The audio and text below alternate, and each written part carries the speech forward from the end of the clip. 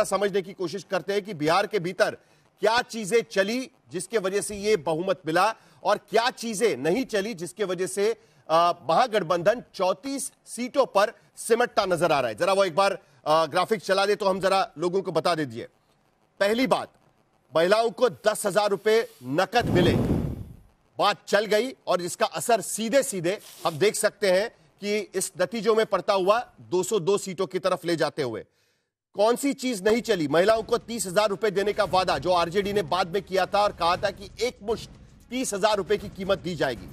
5 साल में 1 करोड़ नौकरी के रोजगार का वादा जो उनके घोषणा पत्र में डाला गया था नहीं चल पाया। उसके आधार पर 1% वोट पिछली बार के मुकाबले महागठबंधन का बढ़ता हुआ, लेकिन उसके बावजूद वो काम नहीं कर पाया। लेकिन उसके बाद 5 साल में 1 करोड़ रोजगार देने का वादा जो एनडीए का वादा वो चल पाया, लेकिन 20 महीने में 2 करोड़ सरकारी नौकरी देने का वादा नहीं चल पाया।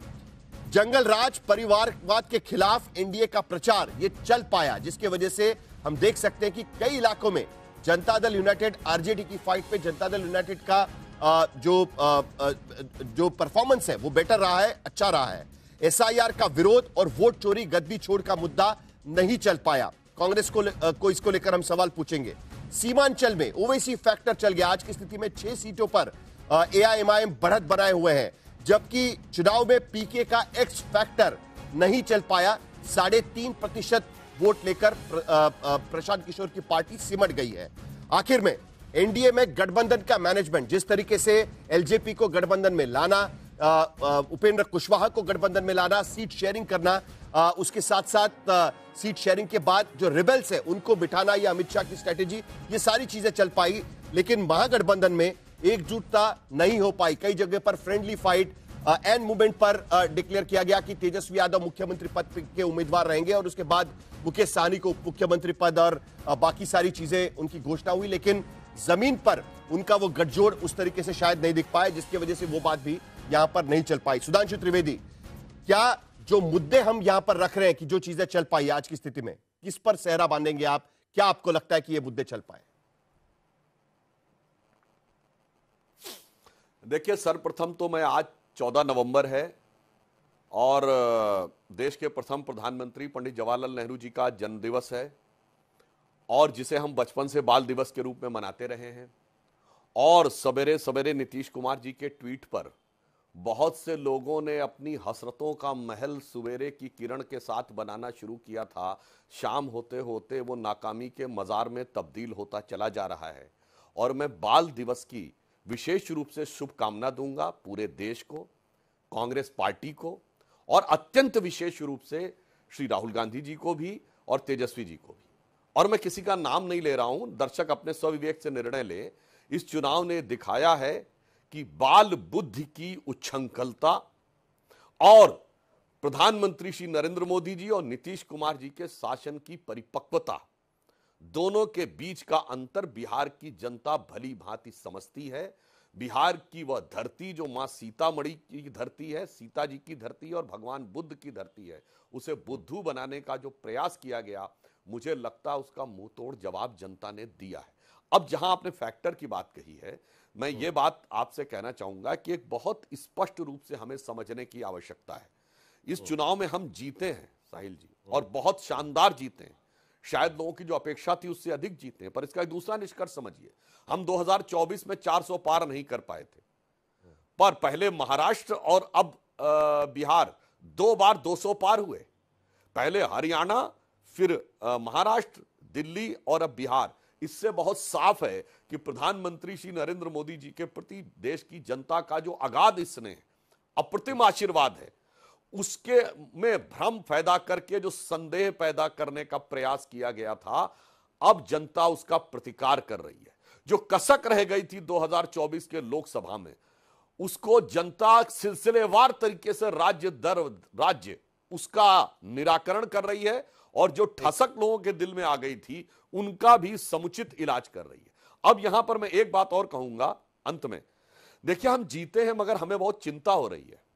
साहिल जी, आप कहेंगे चिंता किस बात की? अरे, राजनीति किस स्तर पर आई बिहार में? शुद्ध मां की गाली दी जाएगी और उसके बाद उसका भी बचाव किया जाएगा। कोई आके इतना बड़ा झूठ बोलेगा कि हर परिवार के एक व्यक्ति को सरकारी नौकरी। मतलब झूठ बोलने के सारे कीर्तिमान तोड़ दिए जाएंगे। जातिगत वैमनस्य पैदा करने की सीमा तक कि भारत की सेना में भी जाति की खाई और जाति का विष बीज कैसे पनपाया जा सके, उस सीमा तक होगा। मुझे स्वर्गीय अटल बिहारी वाजपेयी जी की कविता, वो कविता नहीं, उनके संसद का वो बयान याद आता है कि चुनाव जीत होगी, जाएंगी, पार्टियां बनेंगी, मिटेंगी, मगर देश रहना चाहिए। मगर आज विपक्ष ने जो करके दिखाया, करने का प्रयास किया है, वो दर्शाता है कि भाई मेरी सत्ता रहनी चाहिए, समाज रहेगा, जल्दी से इस बात का भी जवाब दे दीजिएगा। छटेगा जाने दो, संवैधानिक संस्थाओं की समीक्षा रहेगी, प्रतिष्ठा रहेगी, ध्वस्त होगी, होने दो। समाज के अंदर तोड़फोड़ हो जाए, होने दो। जेनजी के नाम पे आग लग जाए, आग लगने दो, मेरी सत्ता रहनी चाहिए। यह देश की राजनीति की एक नई निम्नता है जो भविष्य के लिए चिंता का विषय है। ठीक है, मैं आपके पास दोबारा लौटूंगा क्योंकि अभी तक इस बात की क्लैरिटी मिलना बहुत जरूरी है कि क्या नीतीश कुमार ही अब शपथ लेंगे, कौन से दिन को शपथ लेंगे वो बात अलग है, लेकिन नीतीश कुमार की सरकार बनेगी क्या, उसको लेकर भी आपके पास आना होगा। लेकिन सुरेंद्र राजपूत, आत्मपरीक्षण या एक बार फिर आरोप कांग्रेस पार्टी की तरफ से, एआईएमआईएम का प्रदर्शन भी कांग्रेस से बेहतर दिखाई दे रहा है बिहार के भीतर। 6 सीटों पर एआईएमआईएम आगे चल रही है, कांग्रेस 4 सीटों पर सिमट गई है।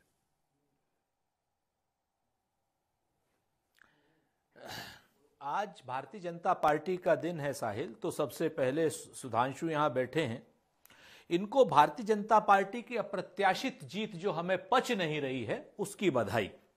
ये चुनाव लोकतंत्र के लिए भले ही अशुभ हो, लेकिन हां भारतीय जनता पार्टी के लिए बहुत शुभ है। इसको अपनी जगह पर आप कहिए जनादेश है, क्या है, या ज्ञानेश कुमार जी का आदेश है, इस बात को हम अभी आत्मचिंतन भी करेंगे और अपनी कमजोरियों का भी आत्मचिंतन करेंगे। ऐसा नहीं है कि हमारी कमजोरियां नहीं है, हमारी कमजोरियां भी रही होंगी कि हम आपकी चीजों को नहीं पकड़ पा रहे हैं।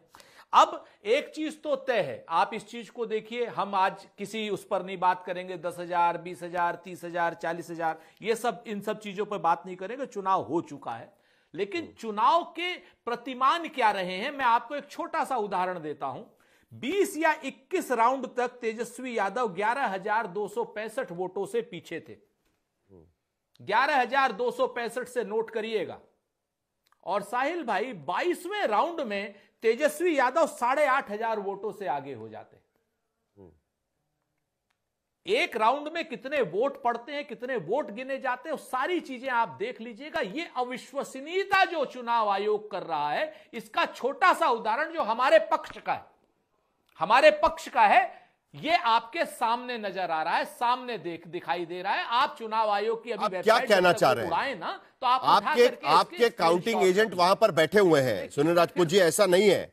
आपके काउंटिंग एजेंट वहां पर बैठे हुए हैं, अगर गलत हो रहा है तो वही के वही चुनाव का जो काउंटिंग है वो रोका जा सकता है। आपको भी पता है कि चुनावी प्रोसेस किस तरीके से चलती है। जो बम्पर वोटिंग हुआ है वो भी आप देख सकते हैं। सलील भाई, मैं तो फिर से आपसे एक ही बात कहता हूं ना कि चुनाव का जो भी चीजें हैं वो रोकी जा सकती हैं, की जा सकती हैं, क्या किया जा सकता है। हमारी बम्पर वोटिंग तो 10% अभी और होनी चाहिए थी। खैर, हम इस बात पर नहीं आते, हमने तो भारतीय जनता पार्टी को पहले ही बधाई दे दी। लेकिन एक चीज जरूर है कि जहां पर स्ट्राइक रेट्स 101 में से 92 सीटें भारतीय जनता पार्टी जीत रही है, तो ये आज के विश्लेषण के लिए मैं आपके ऊपर छोड़ता हूं। सुधांशु जी को तो बधाई है, बिल्कुल, जिसको कहना अनकंडीशनल बधाई है सुधांशु जी को। लेकिन 101 में से 92 सीट जो जीत रहे हैं, और जिस तरीके से हम जनता के बीच में थे और जनता जिस तरीके से बिहेव कर रही थी, ये कहीं कोई पच नहीं रहा है। जेडीयू की 84 सीटें पच रही हैं, हमें दिक्कत नहीं है।